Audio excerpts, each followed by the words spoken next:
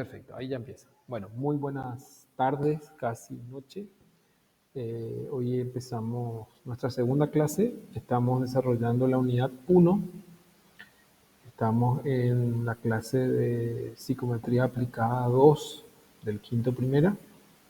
Y nuestro tema de hoy es medición o teoría de la medición, en realidad. Es la apertura de la teoría de la medición. Yo no sé si ustedes tuvieron ya oportunidad de leer algo, si ya estuvieron revisando la tarea, que era la de eh, revisar el concepto de medición. Me gustaría empezar un poco escuchándoles a ustedes a ver sobre qué idea tienen acerca de la medición y qué tiene que ver eso con psicometría, que es lo que vamos a desarrollar.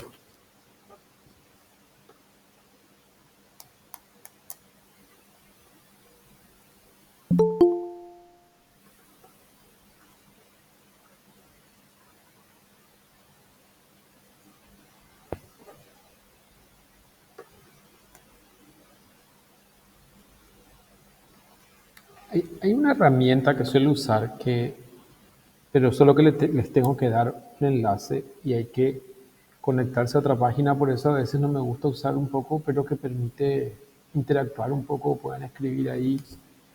Parece que voy a empezar a introducir eso para que podamos conversar un poco.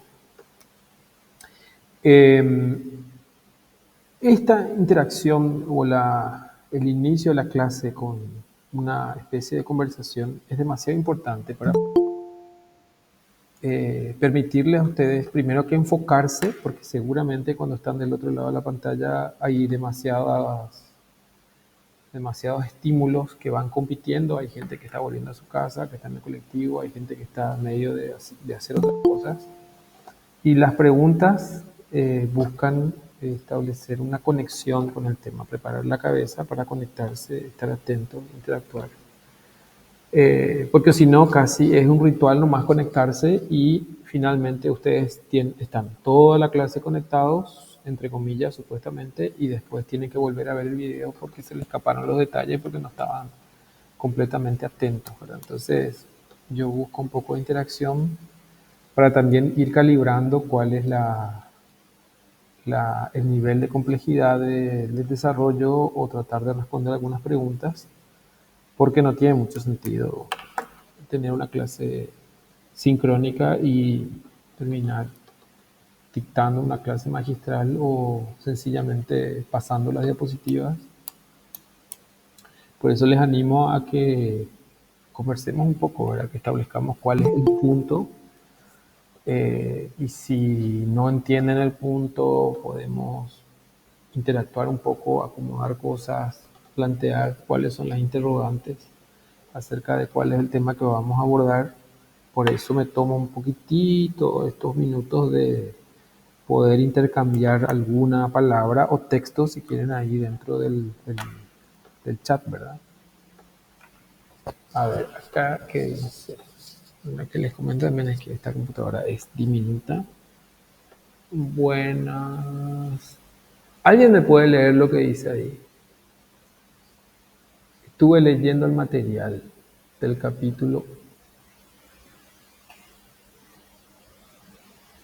del capítulo 18 de Jañez, y la verdad que quedé con más dudas aún de las que tenía. Dice. Siendo honesta, la mayoría de las cosas no logré comprender del todo. Exacto. O sea, nosotros vamos a entrar en una cantidad de temas técnicos. Siempre las primeras clases, no, creo que eso igual se mantiene hasta el final. Terminan odiándome porque el material se pone bastante denso, ¿verdad? Y quiero colocar un par de puntos al respecto, ¿verdad? A ver qué dice acá, nadie más escribió nada.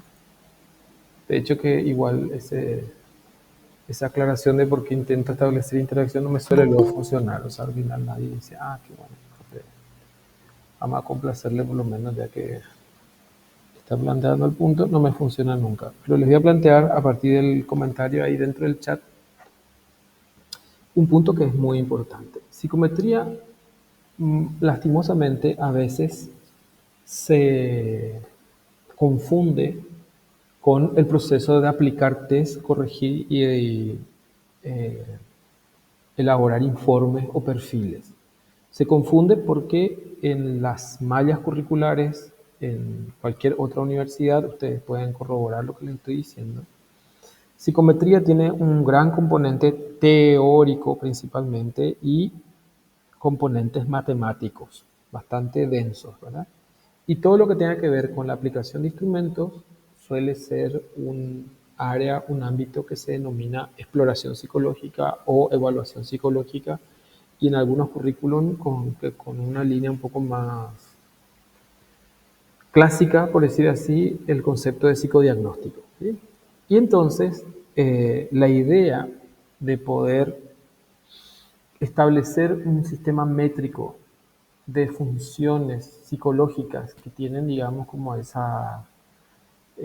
componente de abstracción o de inmaterialidad es un poco complejo, y es demasiado importante que los profesionales de la psicología tengan claridad acerca de cuáles son las discusiones teóricas que están implícitas en la idea de generar un instrumento, poder obtener respuestas de las personas, convertir esas respuestas en calificaciones numéricas cuantitativas y a partir de ellas transformarlas en una descripción diagnóstica, cualitativa, o tomar alguna decisión. Eso es demasiado importante porque hay muchas suposiciones que están implicadas que a veces no se consideran, y hay un riesgo de realizar mal la tarea de la evaluación psicológica, por una parte, y por otra, la de no desarrollar las competencias que realmente son necesarias para poder aplicar psicometría aplicada. Ahí, valga la redundancia. En los años 50, 60 se había desarrollado incluso una controversia acerca de si el juicio clínico era mejor que un secretario, un actuario bien entrenado para aplicar un test y corregir los puntajes, sumar y transcribir las descripciones que estaban en los manuales. Y lamentablemente muchos de nuestros colegas, psicólogos profesionales, operan de una manera tan mecánica en la que uno piensa no haría falta estudiar tantos años para aplicar un test, copiar lo que dice la descripción del manual y hacer una evolución en ese sentido, ¿verdad? Entonces, la cuestión técnica que está detrás de la posibilidad de medir en psicología está discutida dentro de esta unidad. Y efectivamente, en el material de Jañez, que encima es una condensación así bastante resumida acerca de todas las discusiones que están implicadas en la posibilidad de medición o no, son un poquito densas, ¿sí? Te escucho, José, José Carlos, te escucho. Hola, profe, ¿qué tal? Disculpame que recién no me conecté. Profe, una consulta en cuanto a lo que estaba diciendo de la mecanización que hoy en día hay dentro del paradigma de lo que es la psicometría, al menos en nuestro país, ¿verdad? ¿Será que eso se debe a que perdimos el carácter científico en sí? O sea, la razón en sí de investigar el porqué de la conducta humana, y ya nos centramos más bien en aplicar test nomás y darle digamos, al paciente o al cliente un diagnóstico, un psicodiagnóstico. Entonces, como que se perdió la esencia en sí de lo que es la psicometría. El tema es que, de cierta manera, la tecnificación, cuando algo se tecnifica, digamos, ¿verdad? Vamos a suponer, qué sé yo, la humanidad por siglos fue fabricando panes, le sirvió para sobrevivir, y en la medida en que las poblaciones se fueron concentrando, la cantidad de personas fue mayor, la división social del trabajo, la industrialización requirió que en vez de levantarte, qué sé yo, a las 5 de la mañana o a las 3 de la mañana, recoger los granos de trigo, molerlo en una especie de mortero y luego poner a secar esa harina al lado del fuego y luego echarle un poco de agua y amasar y tener un pan tipo 4, 5, 6 horas después. Ponerle que todo eso se transforma en un mundo industrializado y distinto, en un sistema en donde hay máquinas que van amasando, que van disminuyendo, acortando los plazos, etcétera, podríamos comparar que la tecnificación del conocimiento tiene un poco ese propósito, el de reducir los esfuerzos los tiempos y mecanizar un poco como para que los resultados sean estandarizados y sean rápidos, ¿sí? Entonces, en ese sentido, te podría decir que parcialmente sí, pero también es como la consecuencia natural de una especie de modelo, modelo social, productivo, sociológico, antropológico, digamos, ¿verdad?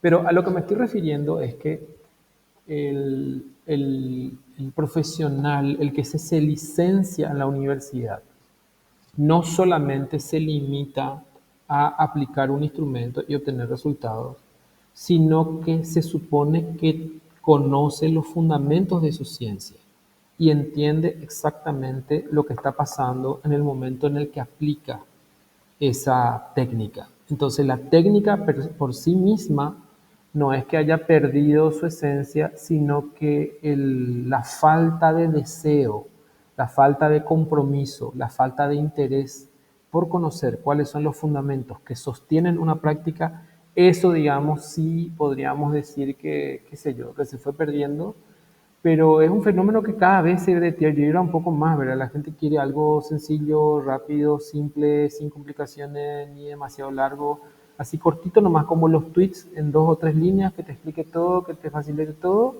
y seguir para adelante, ¿verdad? Yo no sé si realmente esa mecánica favorecería lo que constituyen nuestros propósitos más importantes como psicólogos clínicos, ¿verdad? Que es el tratar de dar una respuesta eh, significativa a las situaciones de incomodidad, de dolencia, de sufrimiento que tienen las personas. Sí, imagínense que a veces ni siquiera nosotros mismos nos entendemos y nos conocemos desde que nacimos.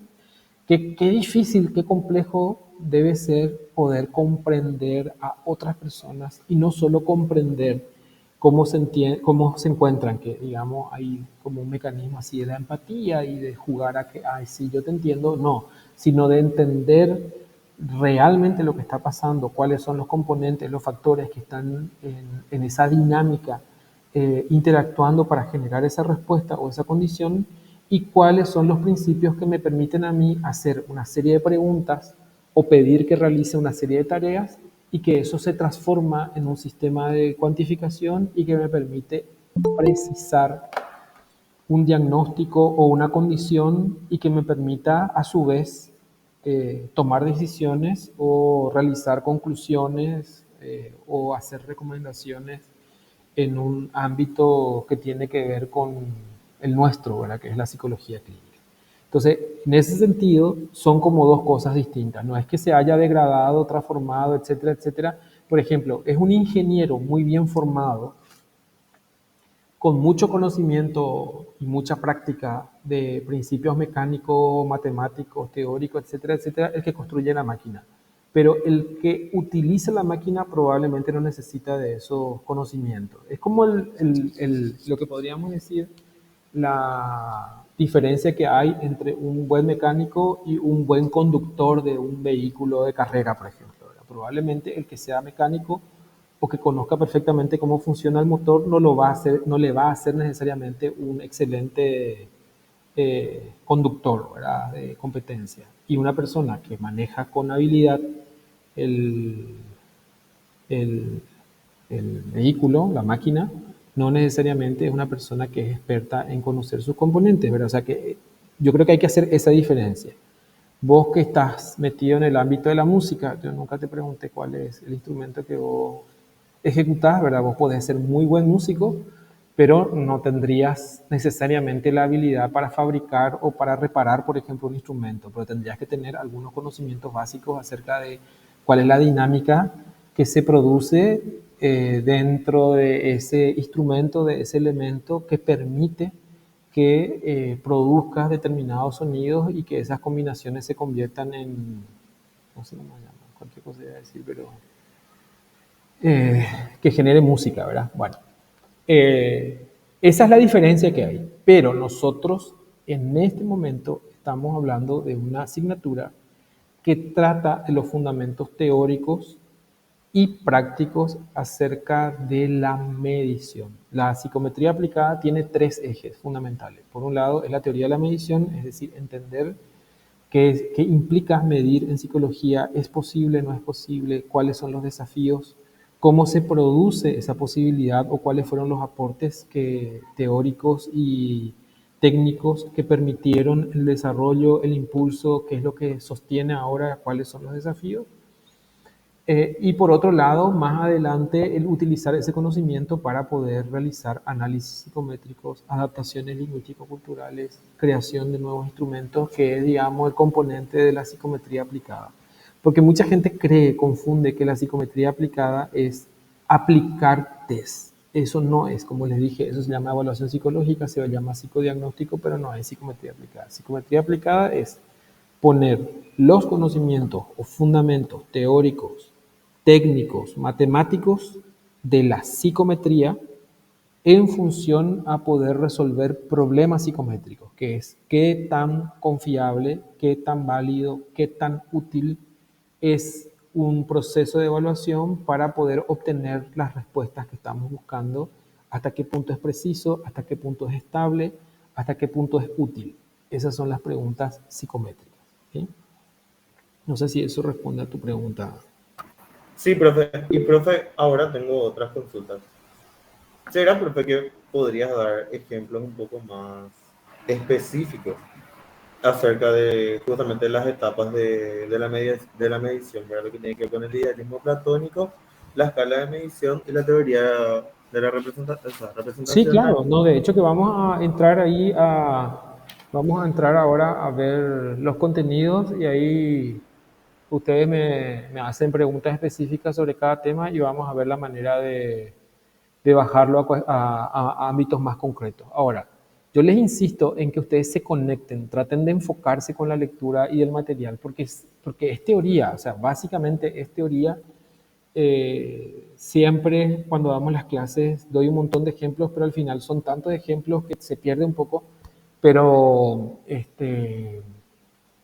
¿cómo les voy a decir?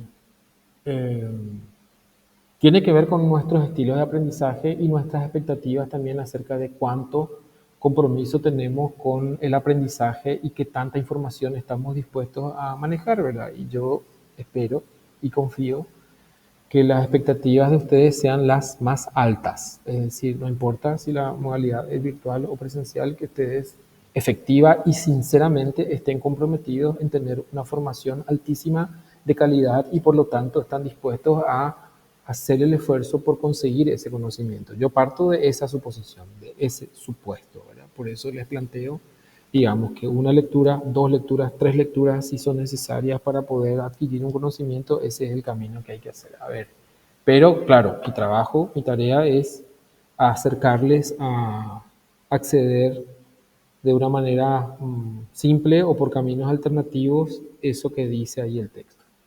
A ver qué dice. A ver, en serio que la letra que está acá es demasiado chiquitita.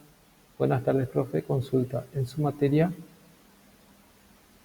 veríamos diseños de investigación. No, no veríamos diseños de investigación. En la clase pasada, si vos te fijas en el video o en el material que está ahí en la plataforma, nosotros tenemos 4 temas principales que tienen que ver con la división de la psicometría.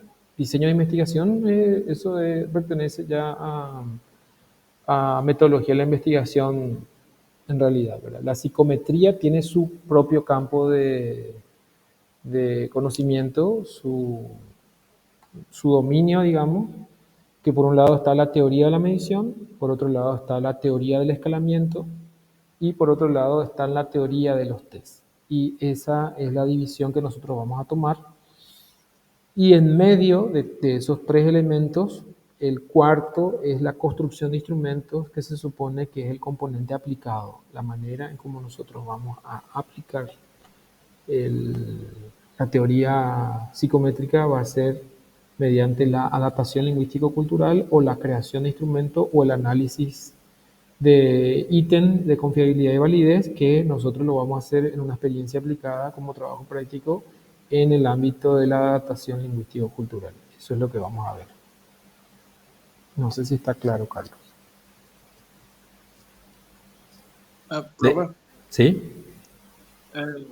no estás grabando, creo. Ah, sí, tenés razón. Ah, sí, estoy grabando. Sí, está grabando. De hecho, que yo les dije que hice toda la introducción porque está grabando. Lo que pasa es que lo que tienen que recordar ustedes es que cuando empezó la pandemia, el plan de, de Google Education incluía un paquete premium o enterprise, empresarial, ¿verdad? Pero cuando las cosas se fueron normalizando, las tarifas variaron muchísimo. Entonces, a nivel educativo nos quedamos con el plan más básico. Entonces, el Google Meet no permite grabar directamente. Entonces, yo estoy utilizando otra aplicación que lo que hace es grabar mi pantalla y eso convierte en un video. Por eso es que a ustedes no les avisa que estoy grabando. Pueden corroborar lo que les digo, pueden entrar ahí en Google Workspace, Workplace y van a ver las tarifas que hay, que cambiaron muchísimo. Por cada usuario son como $5. Yo recuerdo, profe. Ok. Bueno, ¿alguien levantó la mano, escribió algo? No sé. Sí, profe, gracias. Dice. Ok. Bueno, listo. Entonces empecemos. Nuestro tema entonces es hoy específicamente medición. Yo tengo, pues voy a seguir el material de la diapositiva, que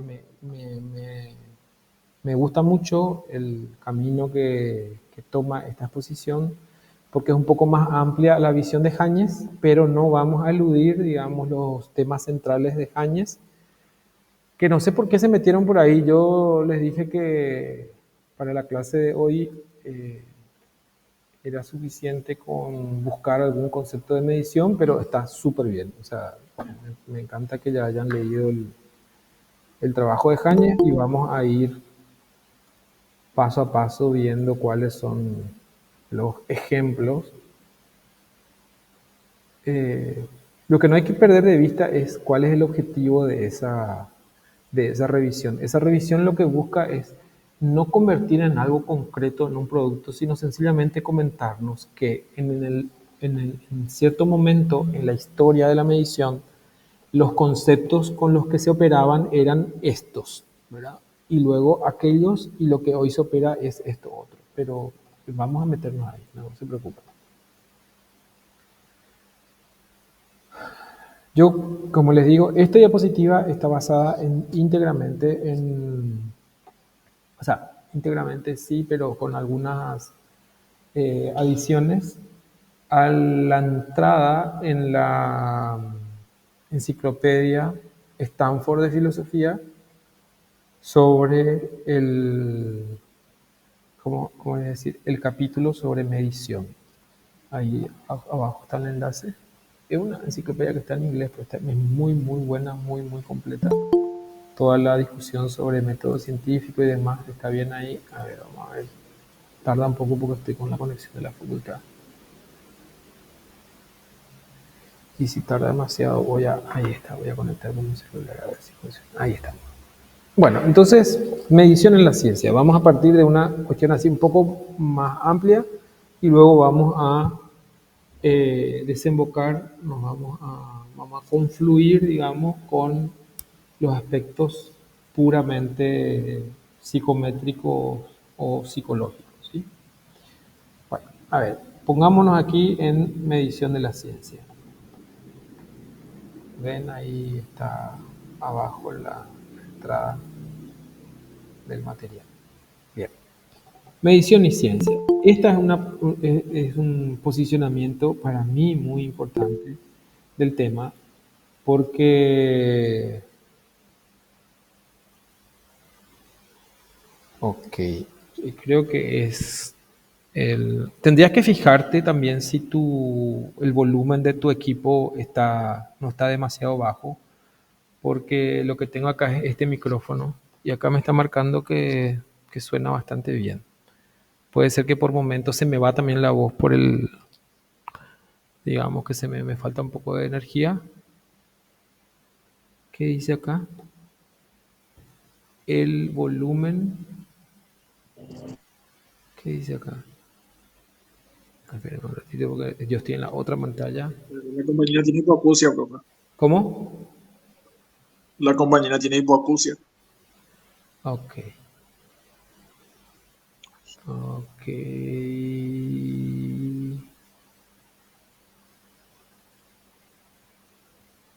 Ok. Perfecto. Y ahí creo que compartieron voy a hablar un poquito más alto, solo que estoy acá en la facultad, tiene mucho eco la sala y no favorece demasiado si levanto demasiado la voz, pero voy a acercar al máximo mi micrófono también, ¿sí? Bueno, entonces, el punto central aquí es, recordemos que nuestra disciplina es científica, es ciencia, ¿sí? Entonces,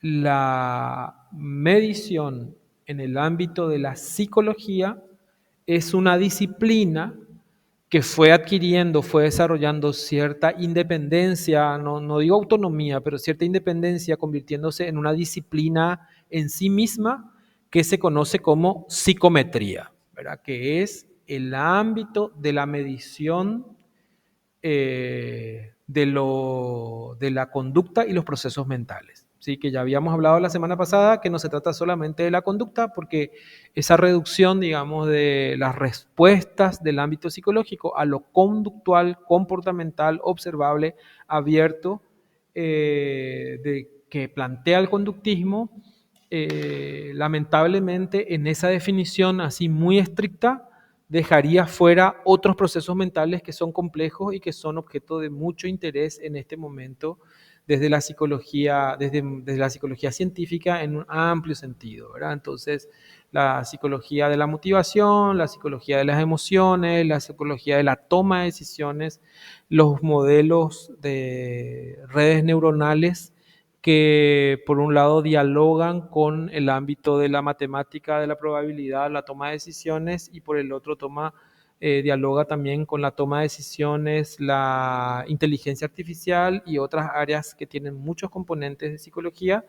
Entonces, todo eso quedaría fuera si no nos recordáramos a nosotros mismos que la psicología es una ciencia que incluye el estudio del comportamiento y los procesos mentales, tanto individuales como colectivos, es decir, hay procesos colectivos que son demasiado importantes, que no se pueden centrar solamente en el aspecto individual, y luego hay que considerar que la aplicación de la psicología se da en diferentes contextos, lo que hace un poquito más complejo, que no se trata solamente del comportamiento o de la respuesta, sino que también se trata de condiciones previas o de componentes, como decíamos hace un rato, motivacionales, emocionales, etcétera. Bueno, entonces medición en ciencia. A ver si alguien se anima a darle una lectura, a ver si hacemos algo un poco más participativo, porque este modelo bancario a mí me va a matar, tipo audiolibro, hay que leer lo que dice en la pantalla, ¿verdad? Yo te leo, profe. Te escucho.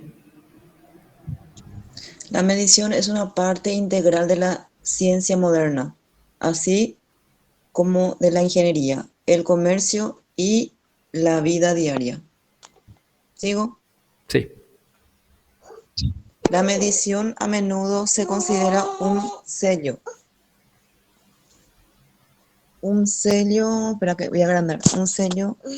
distintivo de la empresa científica y una Fuente privilegiada. privilegiada.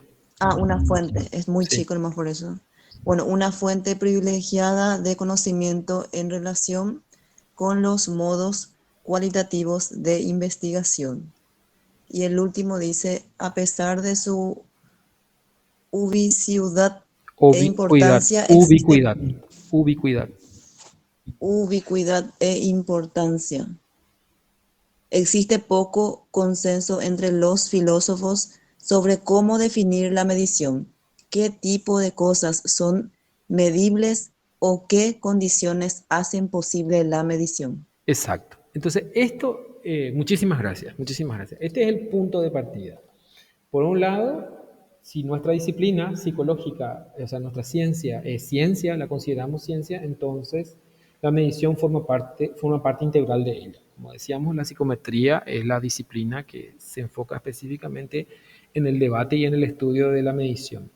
Luego, se considera un sello distintivo de la empresa científica, pero claro, hay muchos elementos que acá, por ejemplo, diferencia la medición de la investigación cualitativa. Sin embargo, hay una discusión importante acerca de si la información o los datos cualitativos también implican en cierta forma y en cierta medida algún tipo de medición. Eso vamos a dejar más de lado ahora porque no nos conviene.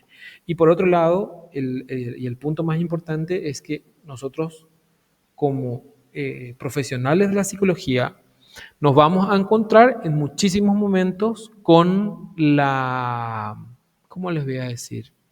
Con la, eh, no me viene la palabra exacta, pero con el descrédito, con la duda de si lo que estamos haciendo es realmente medir y si las conclusiones que se obtienen a partir de los test psicológicos o de alguna otra forma de aplicar algún tipo de medición psicológica efectivamente tiene el mismo nivel que otros sistemas de medición, ¿verdad? Entonces, a partir de ahí es Profe, que, sí, adelante. eso tiene que ver porque nuestra ciencia en sí va más bien de acuerdo a constructos, ¿verdad? Por ejemplo, emoción, afectividad, cosas que no son palpables, profe. Lo que pasa es que eso es muy... si nosotros dijéramos eso, entraríamos en un nivel en un nivel de discusión muy primitivo, digamos, porque en la física moderna se puede concluir que hay muchísimos conceptos que son construcciones, que no son necesariamente, por ejemplo, el volumen, ¿sí? El volumen es una relación que hay entre ¿cómo es? El, o sea, no es una medida directa, es una medida derivada de las dimensiones de un objeto, ¿sí? Entonces, vamos a ver dentro de un ratito, las discusiones que se plantearon tienen que ver con la medida directa o la medida indirecta o derivada, y entonces, como, digamos, en otras disciplinas, al igual que en la psicología, se utilizan medidas que son indirectas, que no son directas. Por ejemplo, en medicina hay muchísimos marcadores que no son directos, sino que son marcadores indirectos. Sin embargo, no hay tanta discusión o tanto cuestionamiento como a veces se quiere plantear en contra de la psicología. Entonces, la discusión de fondo es justamente adentrarnos a el tema de la filosofía de la medición, ¿sí? La mayoría, pero no todos los autores contemporáneos están de acuerdo en que la medición es una actividad que implica la interacción, y esto creo que es un punto importante, un punto central de cuando tenemos que definir rápidamente qué es medir, ¿verdad? Es una actividad que implica la interacción entre un sistema concreto con el objetivo de representar aspectos de ese sistema en términos abstractos. ¿Qué es lo que estoy diciendo? Probablemente para usted diga, acá el profesor no, me está hablando en chino por ahí. Vamos a ir despacito. Un sistema concreto sería una silla azul de 60 centímetros de alto con estructura de metal. Te digo eso porque estoy mirando acá, ¿verdad? Con más o menos 2 kilos 600 gramos de peso. Ese sería el elemento así concreto, lo que yo estoy viendo. Pero resulta que hay elementos abstractos que yo fui incorporando en esa descripción. Por ejemplo, cuando yo digo que tiene más o menos 60 centímetros de altura, yo estoy incorporando el elemento número. Y ese número es un elemento abstracto. O sea, uno no ve números caminando por ahí, ¿verdad? Si nos queremos poner más finos todavía, de hecho, las palabras que utilizamos para describir elementos, objetos, no están validadas en sí mismas, sino que están validadas por el uso, ¿verdad? O sea que el lenguaje es un sistema abstracto eh, de referencia, ¿sí? Entonces, convertir un elemento concreto a un sistema abstracto es lo que se conoce como medición. Ese elemento abstracto se refiere a la conversión en cantidades numéricas que se abstraen, digamos, de su carácter concreto específico, y esa relación que hay entre ese mundo, ese conjunto de cosas que se ven, que se tocan, que se sienten, a un lenguaje unificado, estandarizado como el de los números. A ese proceso es a lo que denominamos medición. Pero dice acá, esta caracterización también se ajusta a varios tipos de actividades perceptivas y lingüísticas que generalmente no se consideran medidas, que es lo que le había dicho. Nosotros utilizamos palabras para representar, o sea, que es un instrumento abstracto para representar elementos concretos, pero a veces no nos detenemos a pensar qué está sucediendo y entonces pareciera como que está todo dentro del mundo de lo concreto, ¿sí? Sin embargo, hay una relación de abstracción importante y no le llamamos medición a eso. Eso es lo que nos dice un poco este párrafo, estos dos párrafos. Entonces, hay distintas visiones académicas acerca de la medición. Están las teorías matemáticas de la medición, las operacionalizaciones, las visiones realistas, las medidas teóricas de la medición y las medidas basadas en modelos, que es lo que vamos a ver un poco. Estos tres modelos vamos a ver a continuación. Las teorías matemáticas ven la medición como el mapeo de las relaciones empíricas cualitativas, cuyas relaciones con relaciones de números, que es este valor, esta condición, este atributo, esta característica, a qué valor numérico le corresponde. Es decir, la relación que hay entre ese conjunto de elementos reales, empíricos, con un conjunto de números, que son entidades abstractas. Luego, la otra visión dice, los operacionalistas y convencionalistas ven la medición como un conjunto de operaciones. Y yo creo que ustedes habrán dado seguramente en el segundo año, luego el año pasado, y van a volver seguramente este año sobre eso. La operacionalización es un procedimiento por el cual se indica de manera detallada de qué forma se hace visible o se manifiesta una entidad que está, digamos, que existe. O sea, las situaciones, condiciones, los atributos están allí y la medición se produce a partir de la especificación de qué manera se va a evaluar, se va a visualizar, se va a registrar, y a eso se le llama operacionalización. Luego están los que plantean una versión realista, entre comillas, que ven la medición como la estimación de las propiedades. Es decir, cuando yo estoy midiendo, esa medida refleja en sí misma una cualidad real que existe, ¿sí? Per se. Entonces la medición tiene que realizarse de tal manera a que refleje de manera real aquello que se supone que está representando. Luego tenemos las medidas teóricas de la información, que ven la medición como la recopilación e interpretación de información sobre un sistema. Entonces ahí entramos en una visión un poquito más compleja acerca de la definición que son los sistemas empíricos, los sistemas numéricos, y cómo la medición se convierte en un epifenómeno, es decir, en un elemento resultante de la conjunción de esos dos elementos que merecen una consideración particular por otra parte. Y luego tenemos las medidas basadas en modelos, que ven la medición como la asignación coherente de valores a parámetros en un modelo teórico y o estadístico de un proceso. Vamos a ver ahora en un ratito más cuáles son los elementos de cada una de estas visiones académicas. Las teorías matemáticas de la medición se ocupan de los fundamentos matemáticos. El operacionalismo y el convencionalismo se ocupan de la semántica, el realismo se ocupa del estado metafísico de cantidades medibles y las explicaciones teóricas de la información y lo que está basado en modelos que ocupan los aspectos epistemológicos de la medición, es decir, la discusión acerca de cuáles son los métodos que nos conducen a producir una determinada información. Bueno, vamos a meternos acá uno de esas visiones, pero vamos a, en primer lugar, definir algunas cuestiones. Por ejemplo, cantidad y magnitud. Tuvo un desarrollo histórico el poder alcanzar el concepto de magnitud y de cantidad. Dice, aunque la filosofía de la medición se formó como un área distinta de la investigación solo durante la mitad del siglo XIX, los conceptos fundamentales se han discutido desde la antigüedad. Y acá yo les ofrezco, no porque ya les dije no quiero leer todo eso, les ofrezco un desarrollo importante acerca de cuáles fueron los avances en cuanto a las ideas acerca de magnitud, ¿sí? Y ahí aparece, digamos, el concepto de medida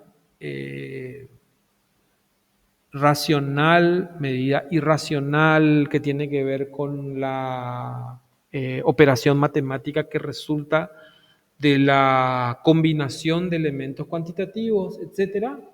Entonces, bueno, ustedes pueden revisar acá, ahí están los aportes de, a ver, voy a retroceder un poco, aparecen con los aportes de Aristóteles. Luego, aunque Aristóteles no especificó claramente si los grados de cualidades como la palidez correspondían a cualidades distintas o si la misma cualidad, la palidez, era capaz de diferentes intensidades, tuvo su centro de debate recién en el siglo XIII y en el siglo XIV, ¿sí?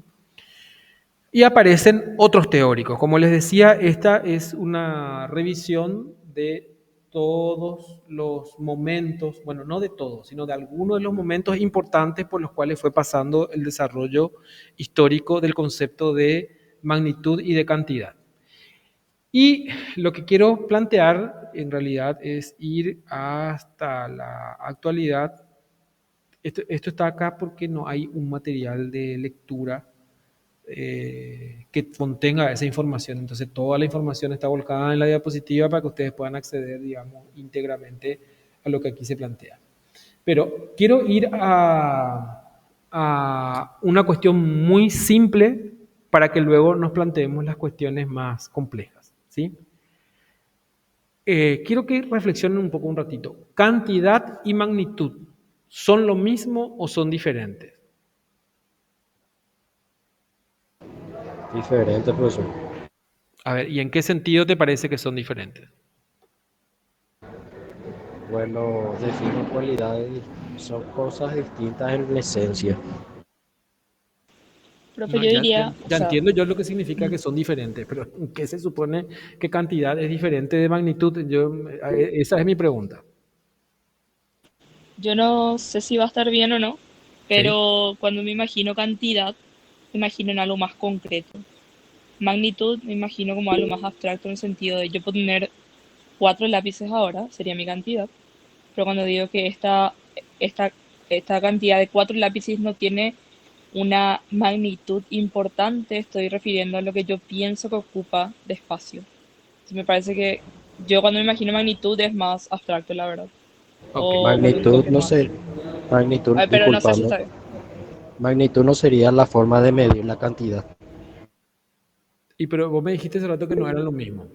Profe, la Cambié intensidad de en sí. idea, profesor. No, Sí, no no. sé, no sé, a primeras confunde, a Exacto, primeras confunde. exacto, exacto. Por eso es lo que quiero, que se genere un conflicto cognitivo para ver qué ideas aparecen, porque suele haber esa confusión cuando se aplican instrumentos y se sacan conclusiones a partir de lo que a partir de lo que se fue midiendo. A ver, decime, José Carlos.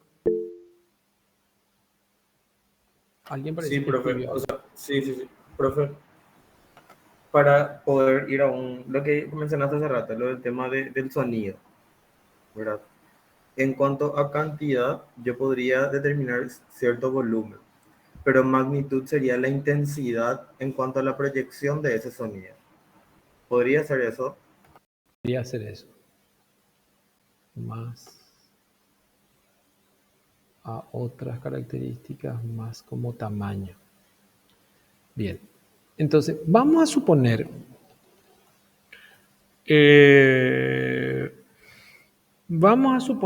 que nosotros estemos interesados. Esperen, de repente me olvido que tengo que hablar un poco más alto. No sé cómo estamos con el volumen. Necesito un poco de retroalimentación ahí para Ahí, profe, ir perfecto. ajustando. ¿Mm? Ahí bien. Hace rato se Está te escuchaba súper un bien, poco profe. bajo. Ok, ¿Se te genial. escucha bien, profe? Héctor,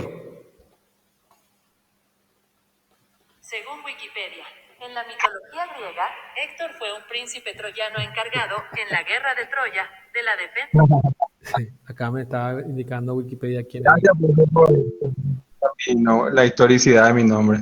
Sí, No, me da la impresión que son como medio primo hermano, ¿verdad? Magnitud y... ¿cuál era el otro, profe? ¿Intensidad o cómo era? cantidad. Cantidad.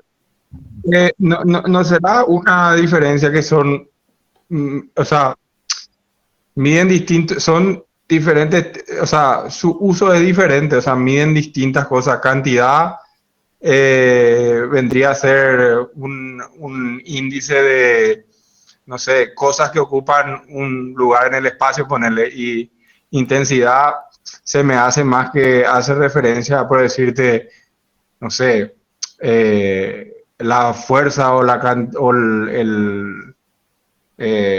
no sé, cuando se habla de un terremoto, por ejemplo, no dice no se usa el término, bueno, qué cantidad de tal cosa, con qué intensidad, con qué fuerza repercutió, digamos, por ahí va. Exacto. Pero fíjate que la cuestión se plantea en justamente el poder diferenciar la cantidad de la magnitud para poder entender que son los elementos objeto de medición. O sea, nosotros medimos cantidades y medimos magnitudes, ¿verdad? A veces confundimos esos elementos y están mezclados, están combinados dentro de un instrumento de medición. Entonces, eso nos tendría que otra vez llevar a la reflexión de si qué es lo que estamos buscando, conocer la cantidad de algo o la magnitud de algo. A ver, alguien escribió algo ahí.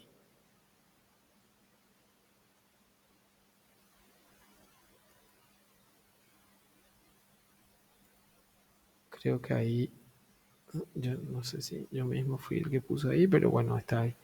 A ver qué dice. Entiendo por magnitud como si no tuviera límites y la cantidad está delimitada. Claro, lo que vos estás planteando más o menos, a ver qué dice acá, jajaja, que de repente me pierdo porque yo estoy en la otra pantalla cuando estoy presentando y... a ver.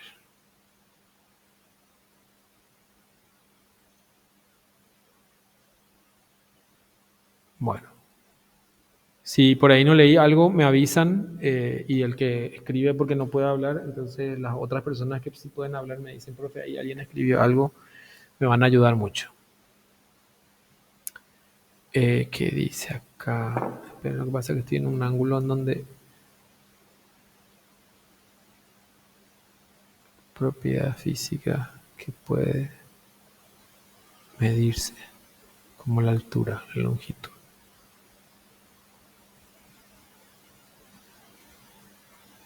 Ok. Bueno, resulta que vamos a suponer que nosotros estamos interesados en conocer. A ver, espérenme un ratito, tengo que pensar un ratito. Siempre pongo el mismo ejemplo. ¿Qué tan satisfechos están con la clase? ¿Sí? Entonces, al elaborar el instrumento o al intentar aproximarme a esa idea de satisfacción, obviamente que si quiero medir algo, quiero conocer la magnitud de algo. ¿Sí? Y puedo hacer preguntas relacionadas a la cantidad. Y cuando hablamos de cantidad, podemos hablar de frecuencia la frecuencia con la que el profesor interactúa con los alumnos, ¿sí? Entonces puede ser a veces, a menudo, nunca, siempre, qué sé yo. Eso habla de la frecuencia con que se da un fenómeno. Y eso está refiriendo en cierta medida a la cantidad, ¿sí? Nosotros podríamos decir, bueno, esa referencia acerca de la cantidad de veces con las que interactúa es una forma de medir, pero la magnitud quizá podría hacer referencia a si la interacción es amable, es de aclaratoria, etcétera. Nosotros podríamos ahí, ¿qué tanto en una escala del 1 al 5, donde 1 signifique nada y 5 signifique muy bueno? ¿Ven? Entonces ahí nosotros tenemos una sutil diferencia en la naturaleza de aquello que estamos intentando establecer como elemento de referencia para poder medir, ¿sí? En ambos casos estamos midiendo, ambos casos se trata de una escala subjetiva, no les puse así ejemplos que sean totalmente diferentes, estamos midiendo lo mismo, sin embargo, en un elemento nos estamos refiriendo acerca de la frecuencia con la que se dan fenómenos, por decirlo así, discretos, y en el otro caso, sin embargo, estamos intentando establecer como una diferenciación con relación a la calidad de algo, ¿sí? La diferencia es muy sutil. De hecho, que hay que tener en cuenta si lo que estamos preguntando dentro del instrumento que vayamos a desarrollar implica la medición de frecuencia con la que se dan ciertos fenómenos, o si se necesita, además de la frecuencia, o si no es necesaria la frecuencia, sino sencillamente poder asignar una cuantificación acerca de la magnitud con la que se da un fenómeno. Y esa diferenciación, como les decía, bastante sutil, inclusive hay situaciones en las cuales va a ser muy difícil diferenciar si se trata de cantidad o de magnitud, es lo que fue planteándose desde la filosofía como elementos que permitieron describir los tipos de fenómenos que pueden ser objeto de medición, ¿sí? Porque fíjense que todo este camino de poder definir qué es medir, que habíamos dicho que básicamente es el poder relacionar un conjunto de fenómenos empíricos con un conjunto de fenómenos abstractos, que son los números, implica, en primer lugar, poder definir cuáles son aquellas condiciones, situaciones o entidades que pueden ser objeto de medición. Y en lo que hay bastante acuerdo es que lo que se mide no es el objeto en sí mismo, sino que son atributos o manifestaciones fenoménicas de aquel elemento que estamos buscando medir. Entonces nosotros cuando aplicamos un instrumento no le estamos midiendo a la persona, sino que estamos midiendo algún atributo, algún fenómeno acerca de esa persona, que está claramente diferenciado, ¿verdad? Su estado de ánimo, su humor, su condición A, su condición B, su actitud hacia algo, su preferencia hacia algo, etcétera, ¿sí? Entonces estamos refiriéndonos a entidades atributivas, fenoménicas de aquel elemento que tiene, digamos, su existencia en sí misma por eso les decía que es una disquisición de tipo filosófica, pero que puede ir impregnando nuestra visión acerca de aquel atributo que estamos midiendo, necesita una definición en términos de frecuencia o en términos de magnitud. Bueno, no sé si alguien tiene algo que comentar. En el chat pusieron, profe. Mariana dice, magnitud sería medir la cualidad del fenómeno. Podría ser. Nadie se puso a buscar por ahí, por ejemplo. A ver. Y vos, profesor, ¿qué nos decía en este momento? ¿Son iguales o son diferentes? No, y le estoy diciendo, lo que yo les estoy diciendo es justamente que, porque fíjense que la idea no es que yo les diga cuál es la respuesta que ustedes tienen que repetir, sino que lo estoy planteando es que uno de los momentos importantes en el desarrollo de la medición, para que no se pierdan, digamos, esta diferenciación o esta discusión que yo les planteo, tiene que ver con lo que apareció, fíjense aquí, nuestro título es Cantidad y Magnitud, una breve historia. Entonces, aunque la filosofía de la medición se formó como un área distinta de investigación solamente durante el siglo XIX, los conceptos fundamentales como la magnitud y la cantidad se han discutido desde la antigüedad y ahí aparece toda la discusión. Entonces, Profe, por un lado, sí, podrías, o sea, ahora estuve leyendo y según la información que estaba leyendo, magnitud sería, o sea, la definición de magnitud sería, se definiría como cantidad, em, sería como, o sea, representaría el conjunto de cantidades, una magnitud. dice acá, Aristóteles planteaba que las cantidades admiten igualdad y desigualdad, pero no grados, ya que una cosa no mide más de 4 pies que otra. Eso es lo que plantea, que cada uno va definiendo según su visión o su cosmovisión del mundo físico. Y fíjense que cuando nosotros definimos a la psicología como el estudio de los procesos mentales, es decir, que hay procesos que probablemente subyacen, bajo, digamos, estos procesos psicológicos subyacen elementos físicos como son los elementos, ¿cómo les voy a decir? Como la base física, fisiológica, que contiene la potencialidad de producir epifenómenos como los sentimientos, las emociones, la razón, etcétera, etcétera, etcétera. Lo que vemos es que, así propiamente hablando, lo físico serían los procesos cerebrales del pensamiento y las palabras verbalizadas en forma de sonido que adquieren algún tipo de significado, ¿verdad? Además de las acciones que uno va ejecutando y que pueden ser observadas y registradas, ¿verdad? Entonces, lo que le estoy conduciendo a ustedes es a la idea de que antes que poder establecer un sistema de correspondencias, también es demasiado importante recordar cuáles son las bases de la naturaleza de aquel elemento que va a ser sometido a algún tipo de medición. Y ahí van a ver que hay mucha coincidencia, hay mucha similitud con otros procesos de medición que tienen que ver con el ámbito físico, que a veces parece como que está todo mucho más homogeneizado, estandarizado, regularizado, etcétera, ¿sí?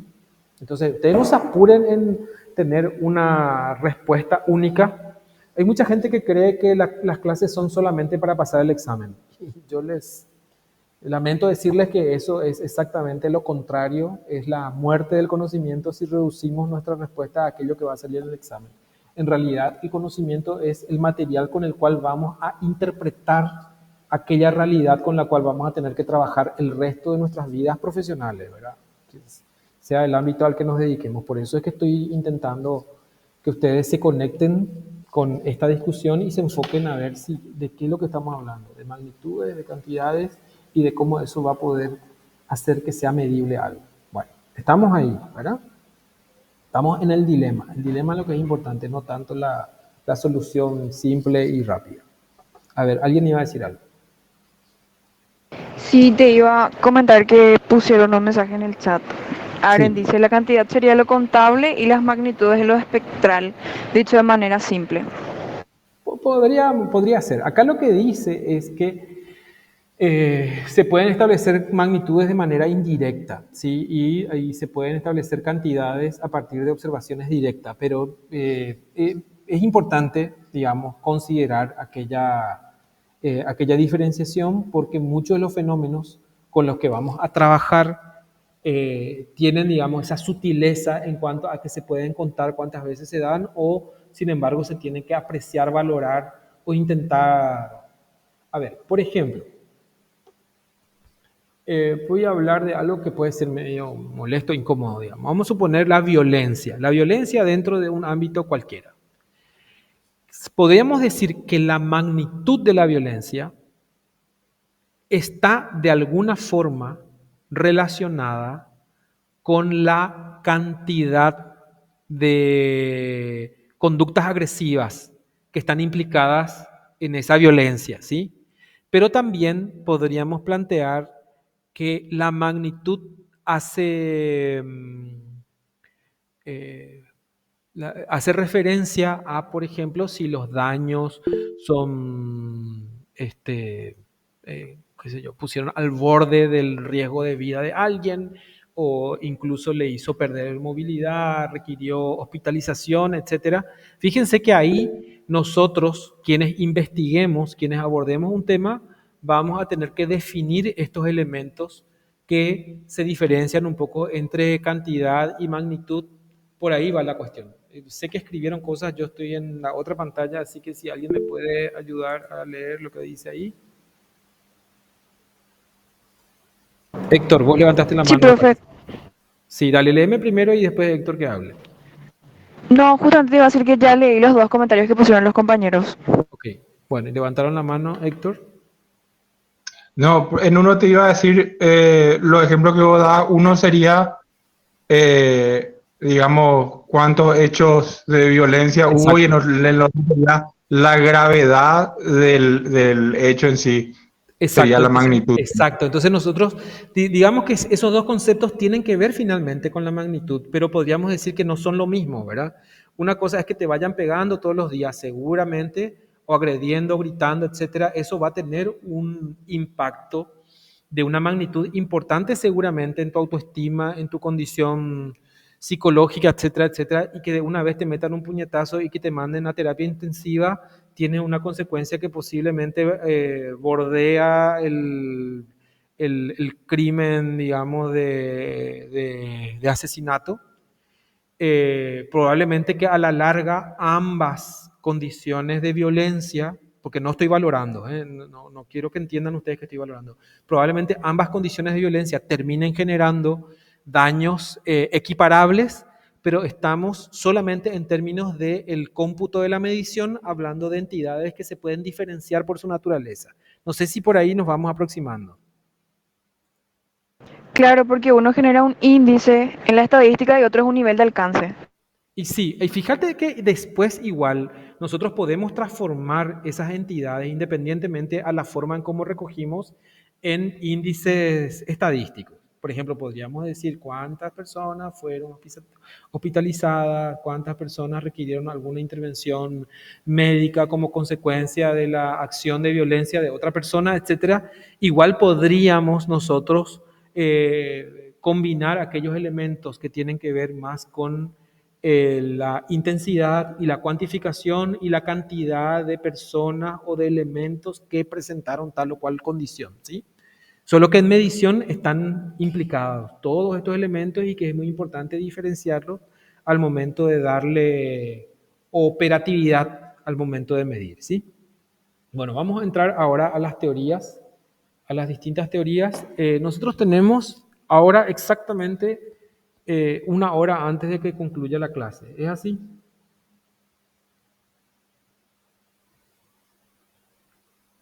¿19:40? 40 minutos, profe. ¿Por qué 40 minutos si hasta las 19:40 es nuestra clase? Ah, no, yo vi que era hasta las 19:30 nomás. 19:30, sí. Entonces no es, pero no es 40 minutos, 50 minutos.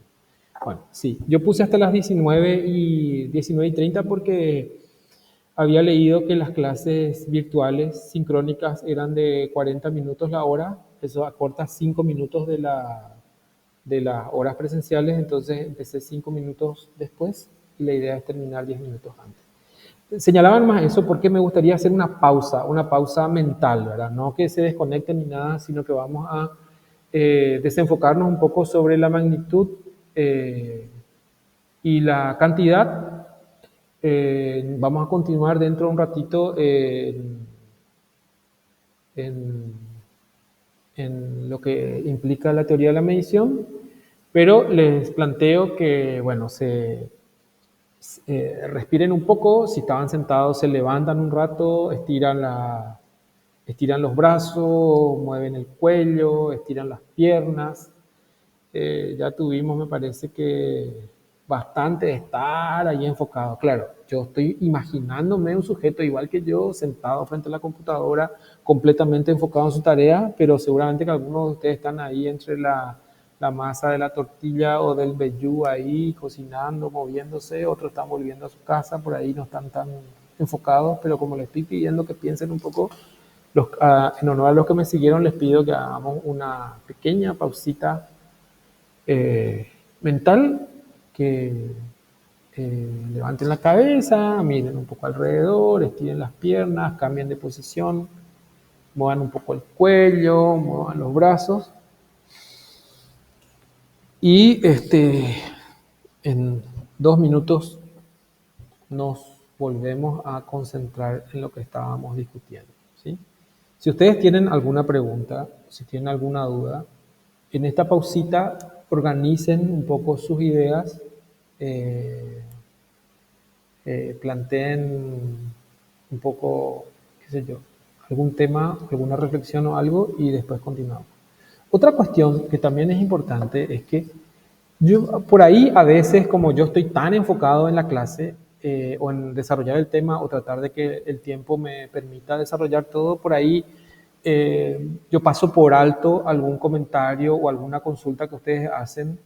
Entonces tienen que insistirme nomás. O sea, a veces la clase no se trata solamente de el contenido o el texto que está ahí, sino que también tiene que ver con alguna reflexión que les aparece o que emerge en ustedes a partir del tema que estamos conversando, porque de eso pues se trata, de ir activando nuevas perspectivas acerca de algo o conectar otros conocimientos, otras cuestiones. Pero bueno, como les decía, vamos a respirar un poquito, vamos a estirar los brazos, mover la muñeca. Yo me voy a levantar un ratito nomás, y ya estoy de vuelta aquí.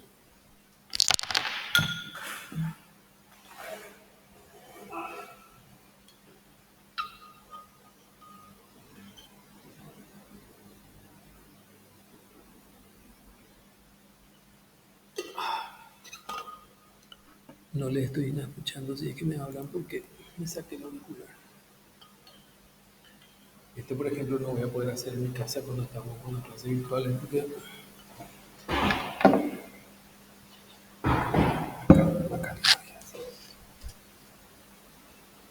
bueno, muy bien. Entonces, a ver, ¿algún comentario, algo, antes de arrancar con las teorías matemáticas de la medida? A mí, por ejemplo, me viene en la mente cuando escucho la palabra magnitud, una frase donde se suele decir, imagínate la magnitud, o sea, imagínate el efecto, así como asocié a lo que estabas hablando sobre la violencia, por ejemplo, ¿verdad? El efecto de la violencia, la magnitud, lo que puede, la cantidad, o sea, el efecto que produciría, por ejemplo, la violencia, no sé, es algo que me vino, ¿verdad? Sí, pero fíjate que, a ver, en lo que vos estás planteando, estás combinando dos conceptos distintos. ¿En qué sentido? Que cuando hablamos de cantidad o magnitud, nos referimos a la entidad que queremos medir, que es, por ejemplo, en este caso, en este ejemplo, la violencia.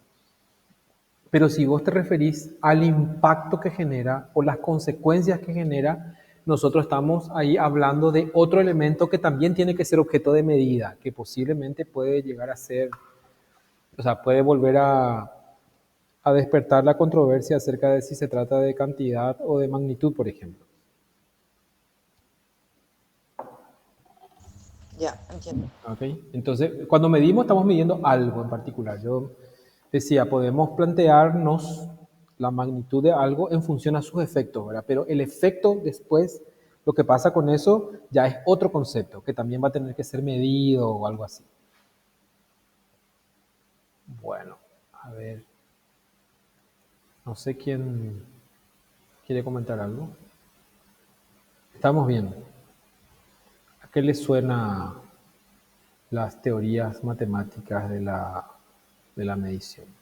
¿Quiénes de ustedes, por ejemplo, honestamente tienen problemas con las matemáticas? Están peleados con las matemáticas, no quieren saber nada de las matemáticas.